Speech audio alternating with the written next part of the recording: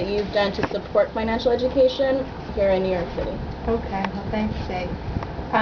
So our office, it's the Office of Financial Empowerment, we're based at the Department of Consumer Affairs here in the city of New York.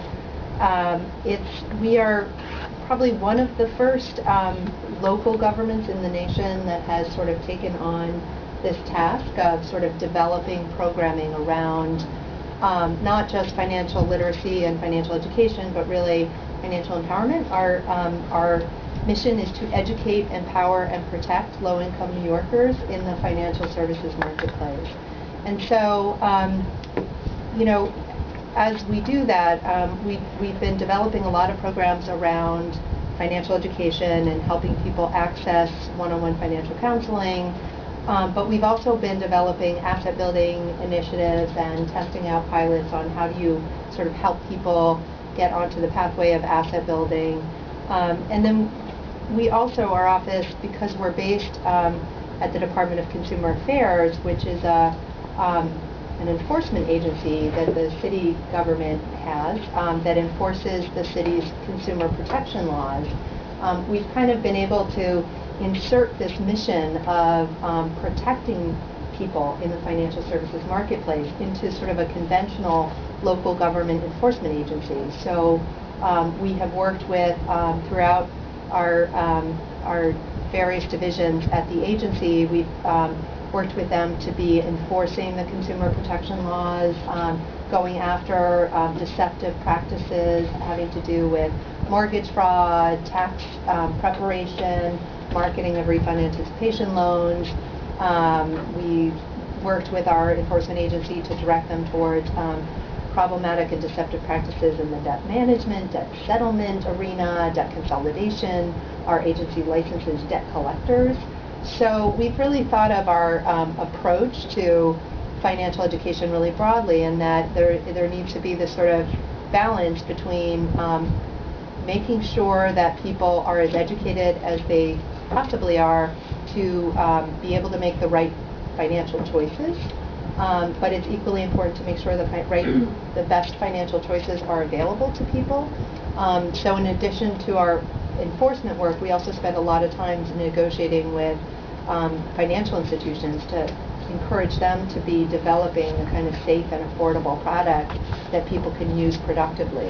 And so we've really seen that as sort of, there's really two sides to the coin. It's about making sure people are educated to make those right choices, but really focusing on kind of better delivery of safe and affordable products out there. That's great. And that's a theme that we're going to come back to in just a little bit, because the financial education field, as probably many of you know, it's been around for a long time.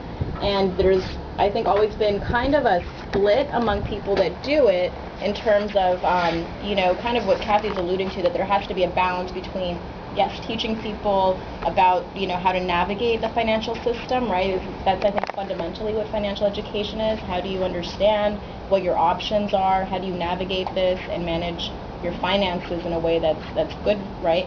But there also has to be a fair marketplace that people are navigating, because, you know, at least some would argue that. And I think that there's been sort of an unevenness in some of the financial education that's happened, especially the early forms of it, where it was all about teaching people how to balance their checkbooks and be responsible consumers, and there was really no attention being paid to the fact that there were predatory loans out there, there were all of these scams and so forth. And I think what Kathy's office is doing is really interesting, because they're trying to support the financial education while also trying to create a fair marketplace here in the city. So we're going to come back to Kathy in just a moment. But I want to also just start off with, you know, some brief comments from everybody. So Pamela, who represents the National Federation of Community Development Credit Unions, I used to work here, so I can actually pronounce the whole rolled off the tongue. So one of the interesting things about your organization providing financial education is that the Federation represents these community development credit unions, these financial cooperatives, that are unique in that they're actually providing an alternative service to people that maybe don't want to use banks or high-cost fringe services and check cashers and so forth. So how did credit unions and the Federation decide to get into the financial education realm? And talk a little bit about how it's worked for you so far. Sure. I think that you know, community development credit unions in particular have always had some form of financial education. There was either, you know, group sessions talking about credit cards and budgeting, or it was one-on-one sessions where literally a loan officer, sometimes the manager, depending upon the size of the credit union, would kind of sit with the member and say, okay, you want this loan, but can you really afford this loan? Let's go through your expenses. Let's go through your credit card debt, and let's see if you really can pay this back. So that has always happened.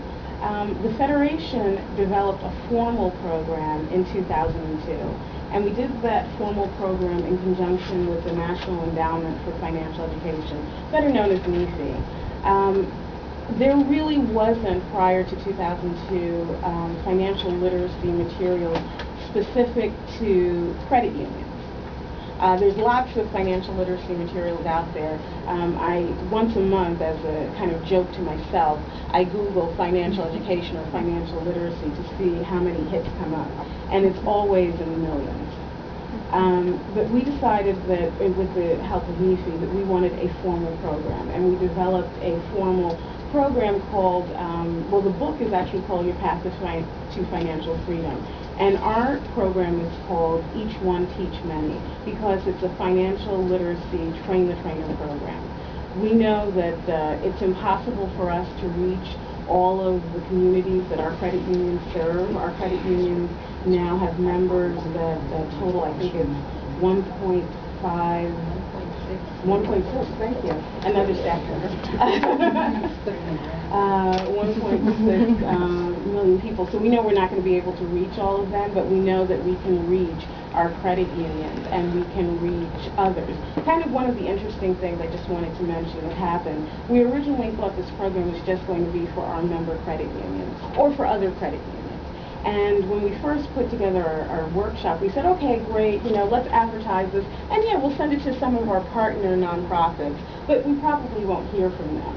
Well, they were the first ones that knocked on our door and said, oh, great, you have a financial literacy train-the-trainer program, and you have the curriculum developed for the trainer as well as a workbook for the people sitting in the classrooms, the end users as we call them. This is fantastic. Where can we sign up? So to date, I think that we have, and my statistics are probably about a month old, but we've trained close to 1,000 trainers. And our trainers have gone back to their communities and trained a little over 23,000 people. So it definitely has had a reach and impact. We have wanted to, for many years, to kind of look at revising our materials because they are from 2002. Unfortunately, budgetarily, we haven't been able to do that. People are still using the materials because they like them. They're very basic. And that's what we wanted to start with. What should every single individual know about financial education? There are lots of groups that can talk about investing and other issues, but we wanted to know that when someone went and they received a credit card, that they'd be able to read the statement. We wanted to even become more basic than that. We wanted people to understand what a checking account was. And when I first said that, people said, what a checking account is? Everybody knows what a checking account is. And I said, no. I remember when I did my first trainer workshop, I had an individual tell me that her mother, and this was someone who had worked in banking and worked in a variety of fields, but she said her mother had never had a checking account.